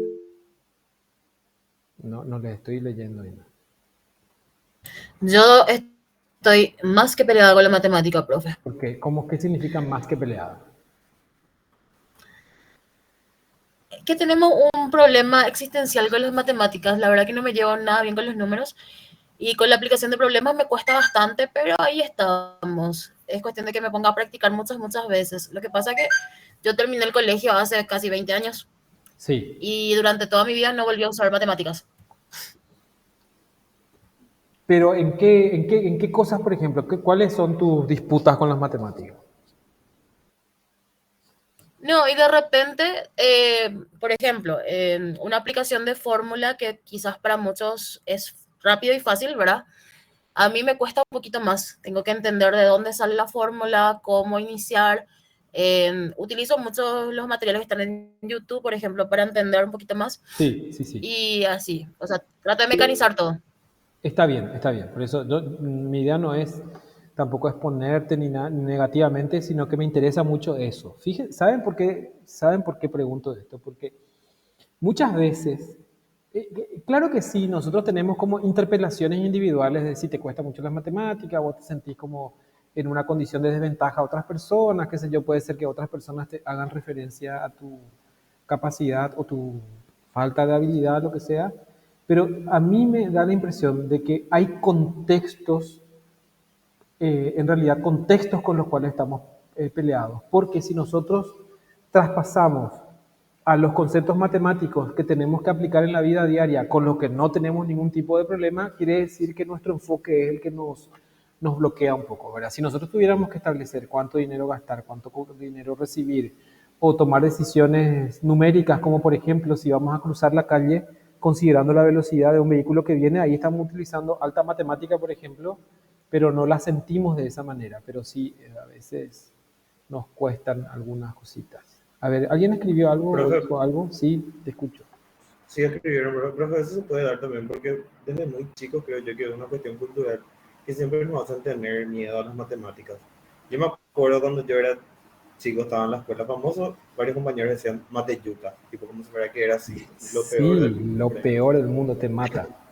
Y tipo también yo creo que en psicometría nos pasa lo mismo, tipo, desde que entramos a la facultad es así, atiendan psicometría, atiendan esto, atiendan lo otro, porque es re difícil, te dicen, ¿verdad? No solamente eso, sino que porque, digamos, si tradicionalmente nosotros nos encontramos con una especie de freno o de dificultad con los conceptos matemáticos, y vos decís, yo estudié humanidades justamente porque no me interesan las matemáticas. La cuestión principal ahí es posiblemente, creo, sospecho, epistemológica, ¿verdad? Cuando estudiamos una ciencia, y eso ya los griegos lo planteaban, cuando estudiamos una ciencia, el lenguaje natural con el cual se expresan abstracciones son las matemáticas. Entonces, si nosotros queremos alcanzar un cierto nivel de conocimiento en el cual no nos referimos solamente a entidades concretas, individuales, específicas, sino que nos abstraemos para intentar desarrollar una explicación más general, ahí es donde aparecen esta necesidad de formulaciones abstractas, lógicas, en donde la matemática vino a ocupar un lugar importante. Y de hecho que muchos, y no estoy exagerando, muchos psicólogos no solo aplicaron matemáticas, sino que crearon, fundaron, desarrollaron métodos matemáticos para poder resolver algunos problemas con los que se había encontrado la psicología en cierta disciplina muy específica. Bueno, antes de pasar, dice, la magnitud es una cualidad que permite comparar o clasificar los objetos o fenómenos según su grado de intensidad, por ejemplo, la temperatura, el calor, el brillo, la dureza. Son magnitudes que se pueden ordenar de mayor a menor o viceversa. La magnitud puede ser física y no física dependiendo de si se puede medir con instrumentos o no. Entonces, esto es lo que me dijo ChatGPT, lo que me dice es que magnitud y cantidad básicamente son lo mismo. Sin embargo, hace una pequeña diferenciación en donde se combinan ambos para obtener una medición. ¿Entienden lo que les decía con relación a que magnitud y cantidad no necesitamos nosotros así diferenciarlo diáfanamente, sino sencillamente entender que son dos conceptos que están implicados dentro de la medición y que en algunos fenómenos en particular nos vamos a dar cuenta que son como dos cosas diferentes. La frecuencia con la que se manifiesta algo o la intensidad con la que se manifiesta algo, posiblemente ambos tienen que considerarse, tienen que integrarse para poder realizar una aproximación mejor acerca de la cantidad o de la medida de aquello que estamos interesados en abordar. Bueno, entonces vayamos a la teoría matemática. Hay un delay acá. Teoría matemática, dice: el estudio de las escalas de medición y la información empírica que transmiten es la principal preocupación de las teorías matemáticas. En su ensayo seminal, Contar y medir, interesante, ¿verdad? Ahí ya Hermann Helmholtz formuló la pregunta clave de la teoría de la medición de la siguiente manera. Acá estoy leyendo así, estoy leyendo la diapositiva porque acá inicia un pequeño debate que va a salpicar como cierta canción popularizó esa terminología, salpicó así, salpica un poco al debate acerca de si era posible o no medir en psicología. Por eso me estoy deteniendo acá un ratito, ¿sí? ¿Cuál es el significado objetivo de expresar mediante números denominados las relaciones de los objetos reales con magnitudes y bajo qué condiciones podemos hacerlo? Esa es la pregunta que había planteado. Y la respuesta que él había ensayado era que había que tener una relación sumamente estrecha en donde la cantidad numérica tendría que corresponderse con la respuesta empírica que se registraba, ¿verdad? Y a partir de ahí empieza una discusión, una interesante discusión, porque hay un psicólogo que desarrolla hace una reflexión importante e inaugura el enfoque de escalas para responder a esa suposición de Helmholtz. Y era un psicólogo y responde desde las matemáticas. Muy interesante es el escrito de Stevens, que está traducido, está en la red, yo les voy a subir ahí en la plataforma como lectura complementaria. Dice, dentro de la teoría matemática de la medida se discutieron acerca de medida fundamental y derivada, la clasificación de las escalas, la mensurabilidad de la sensación y la teoría representacional de la medida. Esto es lo que básicamente está desarrollado en el material en el capítulo 18 de, ¿cómo se llama? De ese material que mencionaron. De Jañez. De Jañez, exacto. Esto, específicamente esto, medida fundamental y derivada, clasificación de las escalas, la mensurabilidad de la sensación y la teoría representacional de la medida. Bien, entonces voy a detenerme un ratito acá. Medida fundamental y derivada se refiere a distinguir aquellos atributos o fenómenos de los que se puede tomar un registro directo, ¿sí? Ahí se llama medida fundamental. Y derivada son aquellas medidas, también son medidas, pero que se dan como consecuencia de la combinación de dos medidas o dos o más medidas fundamentales. Por ejemplo, voy a apelar al recuerdo, a ver si lo tienen presente, de la formación secundaria. ¿Ustedes recuerdan cuáles son los elementos cómo se calcula la velocidad de un objeto? ¿Es una medida directa o es una medida derivada?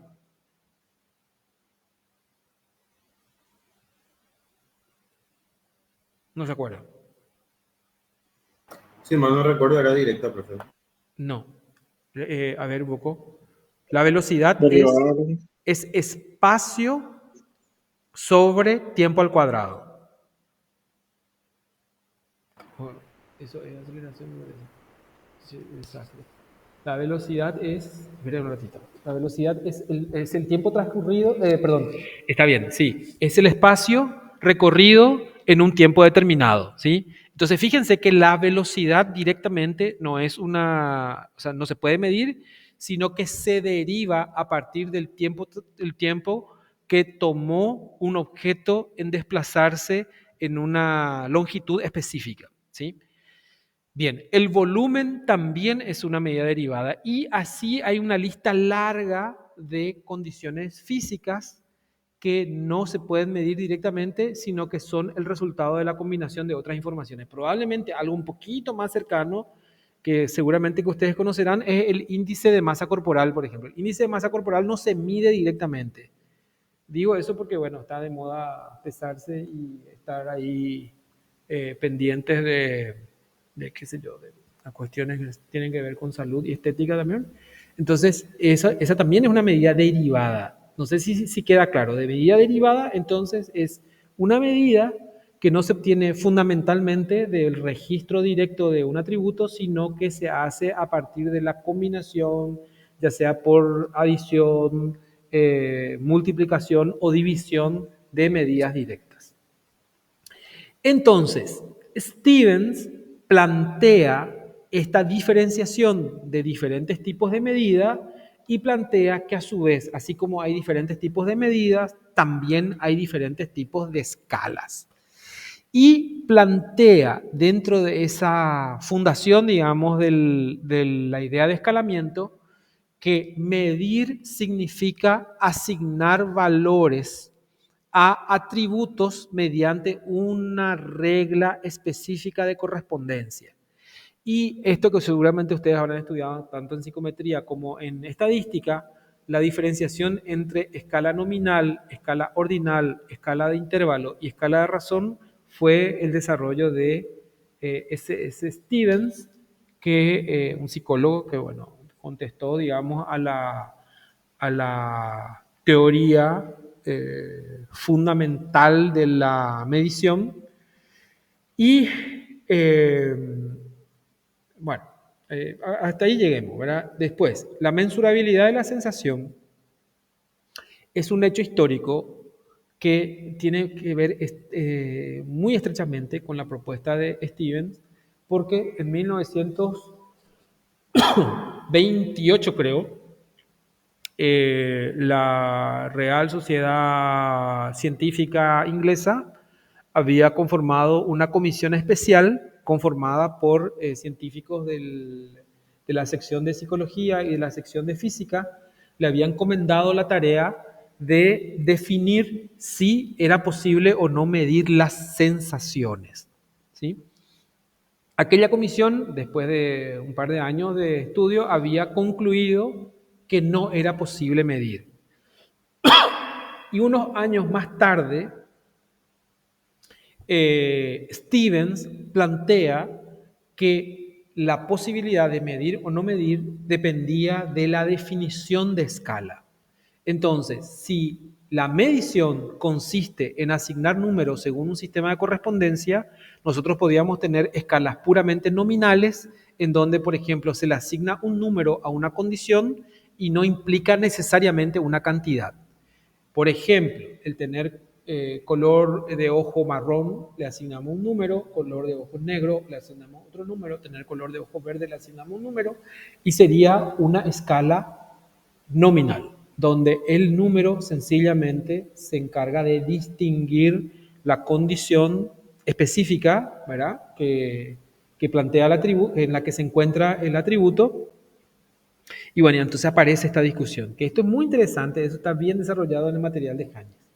Y luego aparece la teoría representacional, en donde lo que se discute es que la regla de asignación numérica no necesariamente tiene que ser isomórfica, es decir, que tiene que establecer la misma forma intrínseca al sistema empírico, sino que tiene que permitir representar adecuadamente aquel sistema al que está apelando, o sea, al sistema empírico representado con cantidades que tienen que tener, bueno, un par de condiciones que ustedes van a ver claramente ahí en Hayes.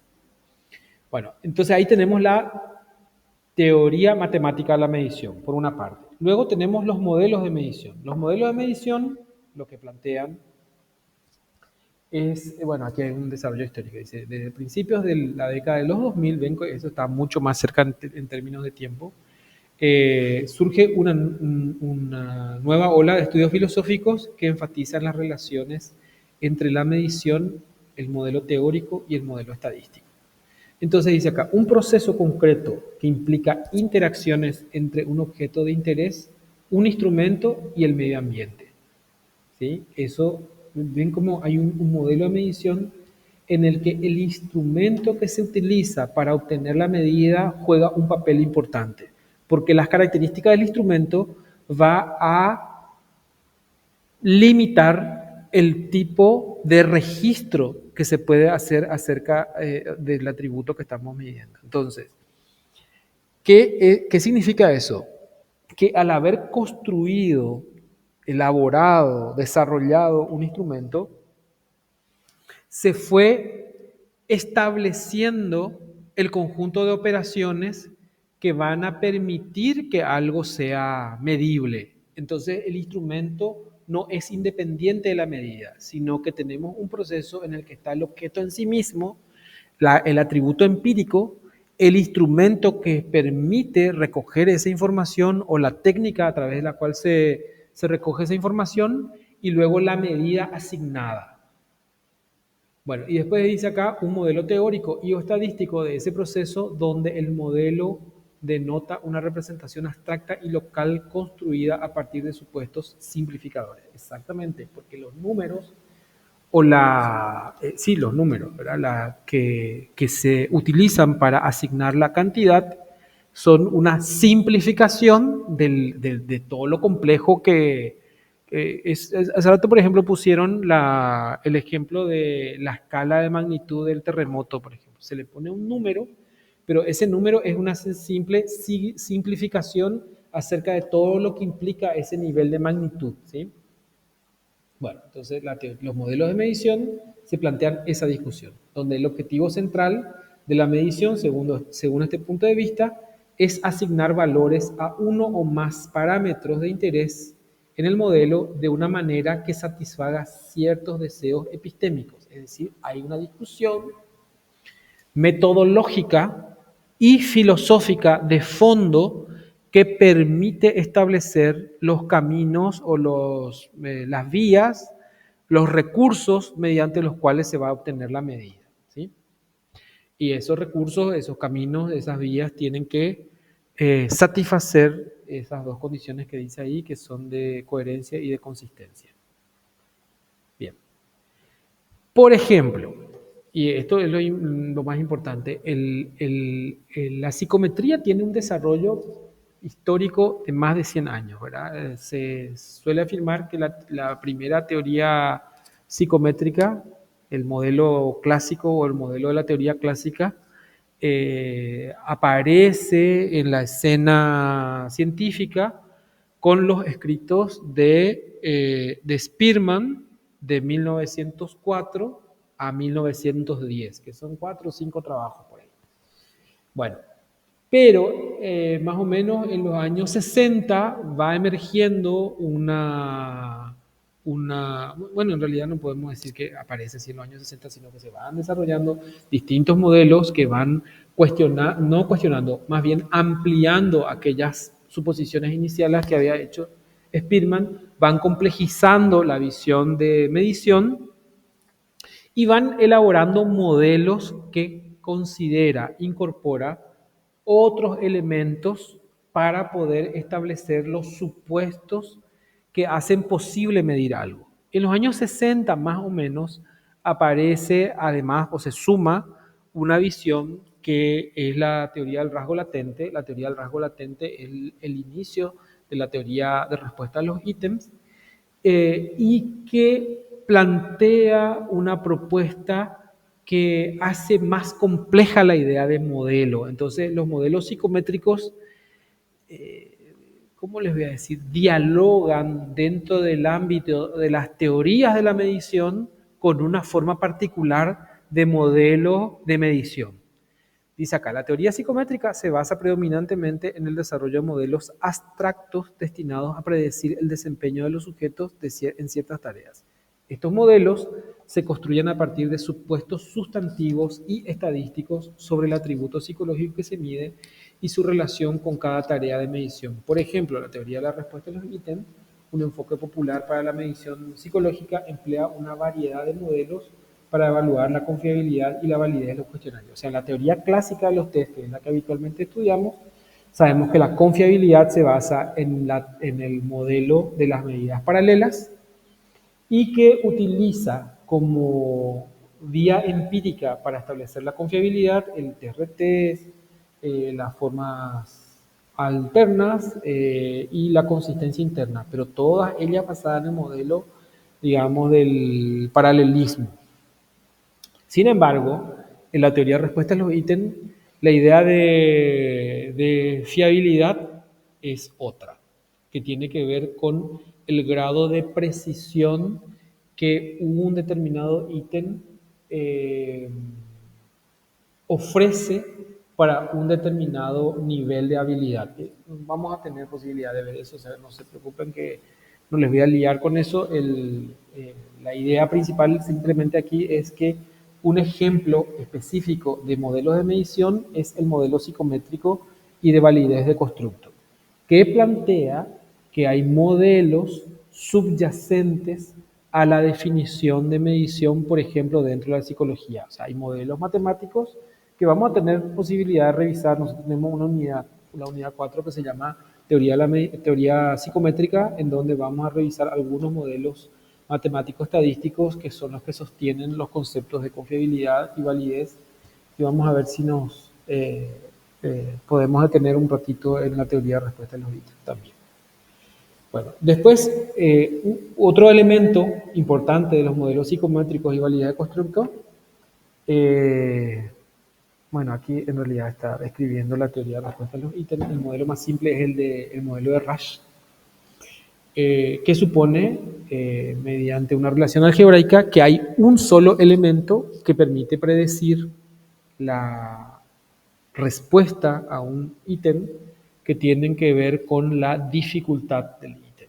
Es decir, si el ítem es fácil o si el ítem es difícil, y el atributo que plantea la persona. Entonces, si una persona tiene mucho atributo, es decir, no sé, sabe mucho acerca de un tema en particular, su probabilidad de acierto a una respuesta específica va a depender también de qué tan difícil sea el ítem.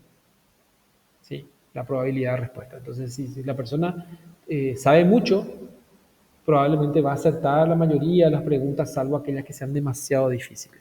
¿Sí? Si una persona no sabe tanto de un tema, probablemente más de la mitad de las preguntas que tengan que ver con ese tema, especialmente aquellas más difíciles, no va a poder responder o se va a equivocar.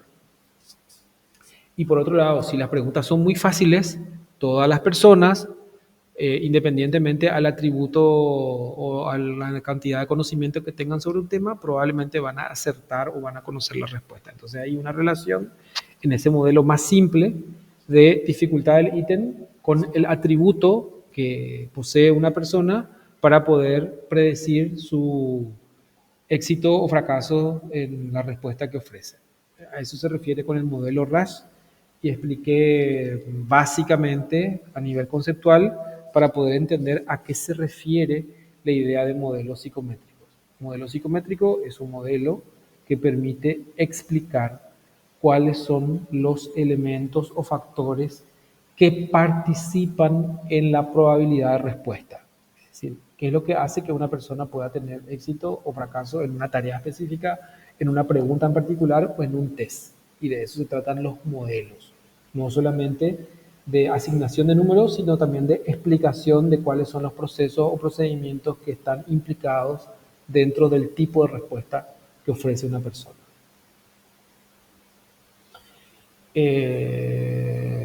A ver. Exacto. Bueno, están aquí, como les dije, vamos a ver más adelante lo del modelo Rasch. También ustedes pueden ir buscando en internet para poder aproximarse un poco.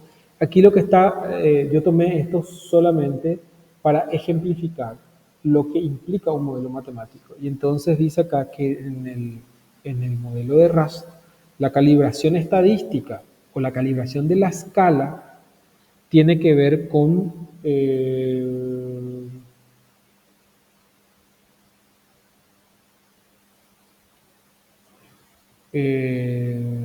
con la repetibilidad, que tiene que ver con la reproductibilidad de un resultado, que es un elemento importante dentro de la ciencia, ¿sí? Si nosotros alcanzamos cierto nivel de comprensión de un fenómeno, la explicación de ese fenómeno tiene que ser reproducible en cuanto a las condiciones que favorecen o no la manifestación de un ente, ¿sí? Porque si no, si es absolutamente impredecible, quiere decir que nuestro modelo falló, ¿verdad? Después, otro elemento importante dentro del modelo es que hay una combinación entre elementos epistemológicos y elementos éticos. Por eso es que les decía hace rato que los modelos tienen que ver con una cantidad de elementos. Por un lado, el fenómeno en sí mismo, los instrumentos utilizados, el medio ambiente en el que se realiza y cuáles son las operaciones que permiten obtener un resultado, ¿sí? Bueno, y entonces acá dice, en tales casos, pequeños cambios en el diseño de un cuestionario o en el análisis de sus resultados pueden resultar en en daños o beneficios significativos para el paciente. Esta discusión la vamos a retomar cuando veamos el concepto de validez. Validez hace referencia al uso que se hace de los resultados de un test y la consideración muy particular acerca de las consecuencias de la aplicación bajo determinadas condiciones o la interpretación, la potencial interpretación de los resultados de un instrumento tiene que necesariamente pasar por una valoración ética. Entonces, en el modelo, por ejemplo, psicométrico, estamos hablando, digamos, de la teoría de los modelos. En el modelo psicométrico, por ejemplo, la consideración ética juega un valor importante. Entonces no se trata solamente de una correspondencia matemática o una correspondencia lógica entre aquellos aspectos empíricos, es decir, aquellos aspectos de la realidad que son registrables, observables, etcétera, y el sistema numérico que utilizamos para representar esa condición, sino que también están implicados, entre otras cosas, los principios matemáticos, los principios epistémicos y también los principios éticos. Bien, luego otro tema muy relacionado con la medición tiene que ver con la exactitud y la precisión. En psicometría, cuando hablamos de exactitud y precisión, nos estamos refiriendo a la confiabilidad. Dice acá, dos aspectos clave en la confiabilidad de los resultados de la medición son la exactitud y la precisión. Bueno, y ahí ustedes ya saben, hace un ratito les volví a citar cuáles son los procedimientos empíricos que se aplican para poder aproximarnos a la exactitud y la precisión. Ahora, nosotros vamos a tener la oportunidad de volver a revisar el concepto de error de medición, porque fíjense que la exactitud y la precisión se trata justamente de la ausencia de error y cuáles son las condiciones que van generando error. Tenemos que revisar cuál es el concepto de error, cuáles son las fuentes de error y cuáles son las fórmulas y los supuestos que permiten estimar el error, es decir, la distancia que hay entre aquello que es realmente y aquello que aparece como consecuencia de la aplicación de un instrumento. Entonces aquí hay un desarrollo muy interesante acerca de eso, de los supuestos filosóficos que están relacionados con la exactitud y la precisión. Y finalmente, claro, aquí están, es muy interesante que ustedes vayan leyendo esto con detalle porque en el concepto de precisión y de exactitud aparecen asociados términos como el de consistencia, el de estabilidad, el de coherencia y el de, vamos a ver, bueno, eso que acabo de decir está implícito en la idea de bajo las mismas circunstancias o bajo las mismas condiciones, etcétera, que son como acotaciones que permiten poner a prueba el grado de precisión de un instrumento. Y bueno, se discute también a qué es lo que nos referimos, como bajo las mismas condiciones, si las condiciones efectivamente son reproducibles, es decir, desde el punto de vista filosófico, es posible tener dos condiciones que son diferentes, pero que en esencia sean iguales, que sean las mismas, etcétera. Pero bueno, es un material muy, muy interesante, no les voy a privar del placer de revisarlo con más detalle.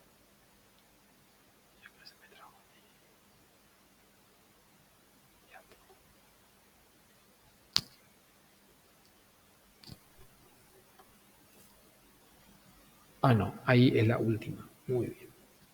Yo me empecé a apurar un poco porque me estaba preocupado porque termináramos, pero llegamos demasiado bien. Entonces, con esto tenemos un recorrido completo acerca de la medición en la ciencia, y obviamente eso afecta directamente a la posibilidad de medición en la psicología. Lo que voy a hacer el lunes, les voy a poner un pequeño cuestionario en línea para que veamos ahí qué es lo que entendimos y no, y voy a hacer un ultra hiper resumen del material de Jañez para poder discutir con un poco más de precisión a qué se refiere y con ejemplos a qué se refiere la teoría dualista, la teoría del escalamiento, la teoría representacional y el principio de unicidad, el principio de ¿cómo era? De significación y el principio de unicidad, significación y representatividad. Sí, representatividad. Ahí está. Que son como los tres puntos centrales del trabajo de Jañez, que es un poco el desarrollo de la historia de la controversia entre Campbell y Stevens, la definición de la medición, los modelos de medición, que son los tres modelos, y los principios que subyacen a todo modelo de medición, que tienen que tener algún tipo de respuesta, que son el principio de unicidad, el principio de representación y el principio de significancia. Bueno, entonces, hasta aquí, ¿algún comentario, alguna pregunta, alguna reflexión?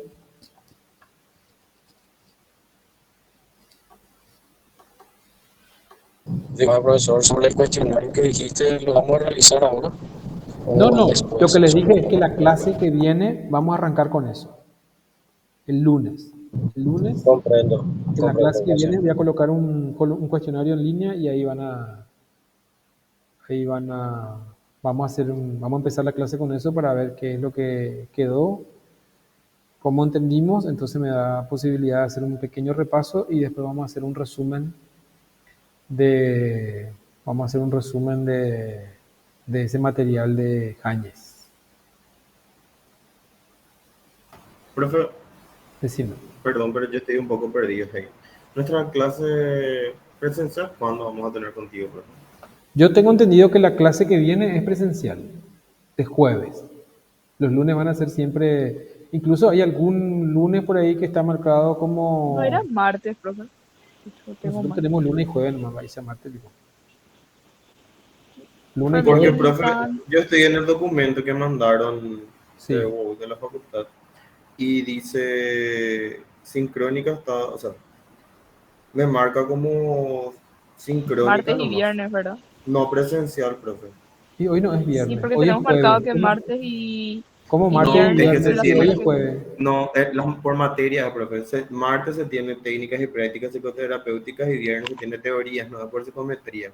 A mí me marca como sincrónica nomás, no como presencial, profe. La Ah, lo que semana está diciendo tu siguiente. compañera que martes y viernes nomás es presencial, no está diciendo que Sí, sí, nosotros sí, sí, Sí. sí, vamos a sí. tener clase. Ah, perdón, sí. No sé un Para poco. aclarar contigo nomás, profe. Pero yo voy a respetar el calendario que les compartan. Espérame un ratito, yo El no tengo... 24, el 28 de abril recién me sale a mí Y que es bueno, presencial, profe. y no hay duda, entonces esa es la fecha. Como que vos habías dicho, nomás por eso te pregunto. La clase pasada pues, habías dicho que la semana siguiente iba a ser presencial y de No, acuerdo a este... yo no puedo hacer un calendario diferente, ¿verdad? Yo tenía la impresión, de verdad tenía la impresión de que la semana siguiente sería nuestra clase presencial, pero obviamente no, lo que ustedes reciban ahí como indicación el calendario ese con el colorcito donde dice si es presencial o asincrónico o sincrónico, ese exactamente es el que vamos a seguir. Pero fíjense bien si no están mirando el de mayo o el de abril, porque... No, el de abril nomás tenemos Ok, todavía. ok, porque creo que la profe Betty ya compartió el de las 2 semanas de mayo. Pero bueno, no importa. Ese calendario que ustedes tienen ahí, ese es el que vamos a seguir. Puede ser que yo me haya confundido nomás en la fecha y por eso supuse que ya era la semana que viene. Bueno, y por eso, profe, del 17 al 21 de abril tenemos contigo sincrónicos nomás. Ok, perfecto.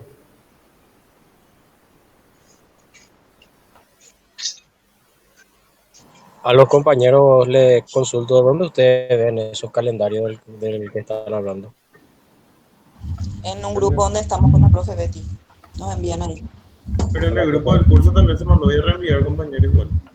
Envíenla, por favor. Yo hoy nomás me uní por eso para Bueno, hacerle pero no se preocupen, con tiempo vamos a hacer eso. Como les dije, en el calendario yo voy a actualizar las clases, así como les había dicho en la clase pasada. Ese calendario que les compartí, lo último que me falta es confirmar cuáles van a ser clases sincrónicas, clases asincrónicas y clases presenciales. Es lo único que me falta, Profe, ¿verdad?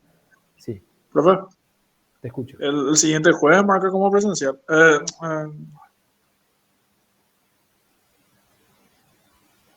No, para entender mejor, No, la próxima no, semana, profe, me que equivoqué, es del me equivoqué. 17 al 21, el 17 tendríamos clases con el profe y marca sincrónica. Y ese jueves creo que es en 20, si no estoy equivocada, también es sincrónica. Y la siguiente es la que tenemos el jueves presencial. Así mismo, profe, Sí, profe. que sería el 27, creo. El 27, exacto. Exacto. Y bueno, ¿están dónde? ¿Tienen alguna otra? Profe, y entonces el lunes, la previta que dijiste, vamos a hacer por esa aplicación que antes hacías, ¿verdad? En Supongo que estos días sí. de clase de clínica. Sí.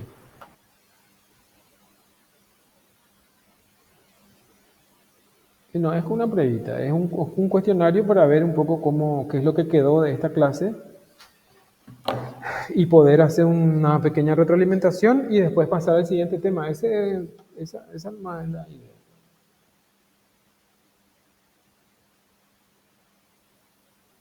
Tienen que... Profe, aclarar que en la que no vale puntos eso. No voy a aclarar nada, vale puntos, si no hacen se aplazan, ya está. Ya. Si esa prueba no hacen, directamente ya no pueden más seguir cursando. Mentira. Es que Profe, lo que pasa es que, a ver, a mí de verdad me molesta mucho el tener que lidiar con la parte administrativa, entre comillas, que son las administraciones psicológicas que le pone cada uno a la clase, con la propuesta pedagógica, ¿verdad? La propuesta pedagógica es qué actividades se supone van a favorecer el aprendizaje. Y el aprendizaje para la vida, no el aprendizaje que se refiere a ganar puntos y pasar la materia, ¿verdad? Pero bueno, una tensión que vamos a mantener seguramente hasta el final del año. Adelante, te escucho. profe, el lunes tenemos que hacer todo, ya, todos tenemos que hacer el lunes. ¿Cómo? El lunes tenemos que hacer todos ya la prueba, o vamos a tener un tiempo. No, va a ser una prueba ahí mismo. Yo voy a mirar ahí lo que ustedes respondan y ahí voy a poder decirles, bueno, esto que pusieron acá, que era blanco, es gris. Esto que pusieron acá, que era verde, en realidad es rosado. Esto que pusieron acá, que era anaranjado, sí, es anaranjado. Eso es.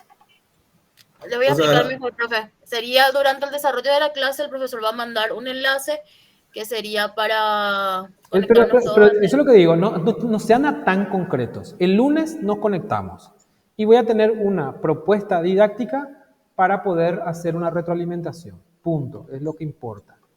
El resto no tiene por qué alterarse si va a hacer una prueba, si va a hacer un examen, no sé qué cosas, no, nada que ver. Ustedes tienen una prueba parcial, tienen una segunda prueba parcial, tienen un examen final, tienen un trabajo práctico, eso es lo que se califica, ¿verdad? Y los trabajos que están asignados en la plataforma como trabajos con puntaje, ¿verdad? Lo que estoy nomás adelantando es que el lunes me gustaría tener una retroalimentación para saber qué es lo que quedó y aquello que necesita una explicación adicional. ¿Estamos? No es para que se pongan, no hay nada de otro mundo, ¿verdad? Entendido, profe. Vamos a calmar nuestra ansiedad. Sí, pero sí, se van a alterar por cualquier cosa. Se equivocaron de profesión. Tranquilo, va. Calm down. Vamos a empezar con esa música. Ahí. Vamos a pedirle a Selena Gómez que nos ayude a calmarnos. Y empezamos el lunes. ¿Está bien? Primera semana era moco, ni que nada, teniendo ahí. Profe, Bueno, estás levantando mis niveles de diabetes y de ansiedad impresionantemente. sí, pero esa es por elección tuya, no porque yo estoy provocando nada. Yo estoy simplemente, justamente para la gente ansiosa, estoy indicando la dinámica prevista para la semana que viene y al final tengo el efecto contrario. Bueno, listo. Entonces, Profe, en el chat te escribieron algo. y léeme nada que escribieron. Mariana nomás dice, profe, gracias por la clase y de por ahí una sugerencia que a mí me ayudaría es que vaya un poco más lento al desarrollar los temas del día de hoy. Hoy sentí casi como una carrera intentando tomar notas y demás. Claro, pero lo que está bien, está muy bien. Yo les envío la diapositiva antes, ¿sí?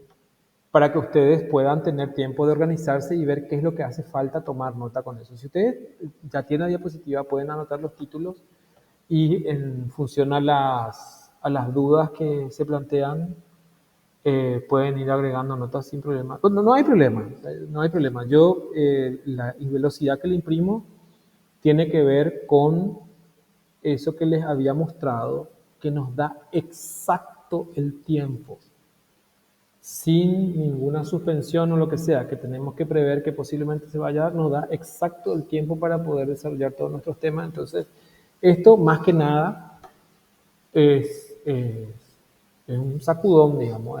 Empecemos con teoría de la medición. Y la teoría de medición no es nada sencilla, tiene muchos elementos, pero sí, voy a tener en cuenta. Solo que qué tan lento o qué tan rápido es también posiblemente una concepción un poco subjetiva, ¿verdad? Para mí yo fui a un ritmo así bien normal, digamos, a paso de caminata lenta, pero probablemente tendría que ir un poco más. Igual, yo les invito a que lean, ¿verdad? El camino para el aprendizaje es la lectura y la clase. La lectura, la clase, la reflexión, la aplicación, lectura, clase, reflexión, aplicación. Así que tranqui nomás. Primera semana recién. El lunes vamos a ver qué es lo que quedó, qué es lo que no quedó y vamos a hacer un repaso. ¿Estamos?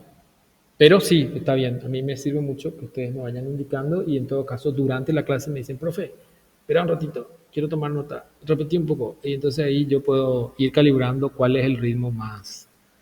Porque no, me cuesta un poco ponerme en la piel de cada uno y porque además no nos vemos. No sé quiénes están atendiendo, quiénes no, y por eso seguramente que todavía no sincronizamos. Pero con cariño y con respeto les digo, indíquenme ustedes, me van marcando el tiempo y yo voy regulando.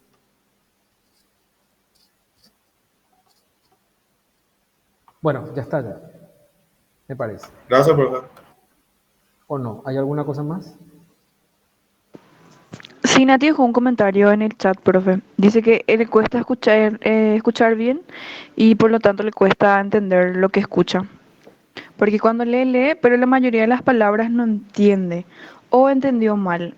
Creo que se refiere al PowerPoint. Entonces ella necesita una explicación para entender y entender correctamente. Porque a veces lo que ella piensa está bien y si se disminuye un poco la velocidad de la explicación sería genial. Es lo que dice.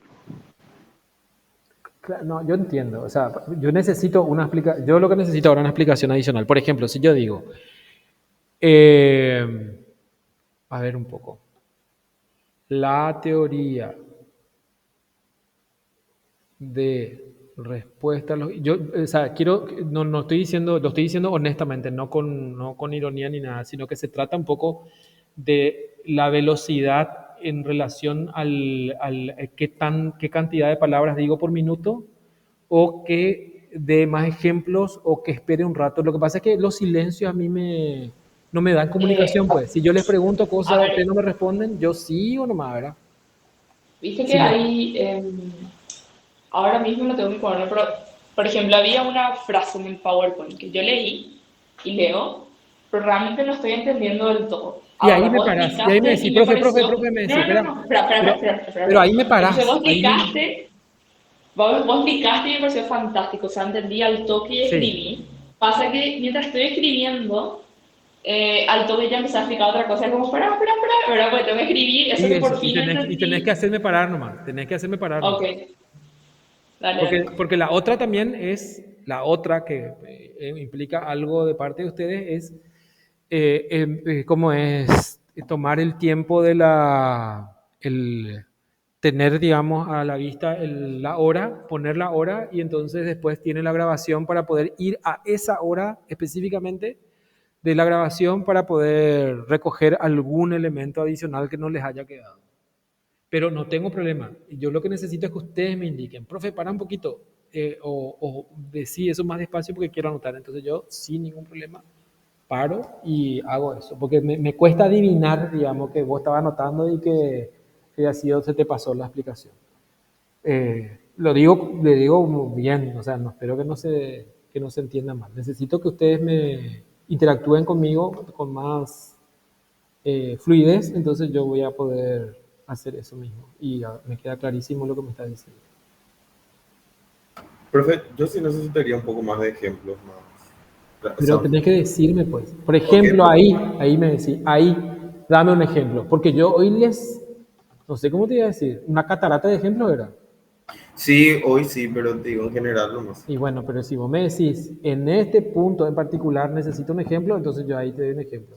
Pero lo que yo hice, me pareció a mí, fue así, cada concepto acompañado de, no sé, 5 ejemplos. Por ahí. O sea, no Sí, estoy profe. defendiendo mi posición, me estoy pidiendo nomás que ustedes me ayuden a que yo me ajuste a ustedes con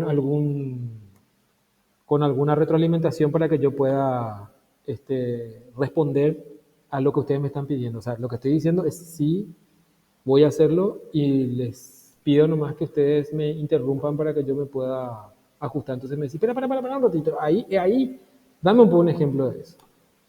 Y entonces ahí, espectacular. Lo mismo con el tema de las notas y todo eso. De tomar notas. He entendido, profe. Entonces ahí, esa nomás es la clave. Ustedes me dicen y yo les hago caso. Bueno, ahora voy a parar la grabación.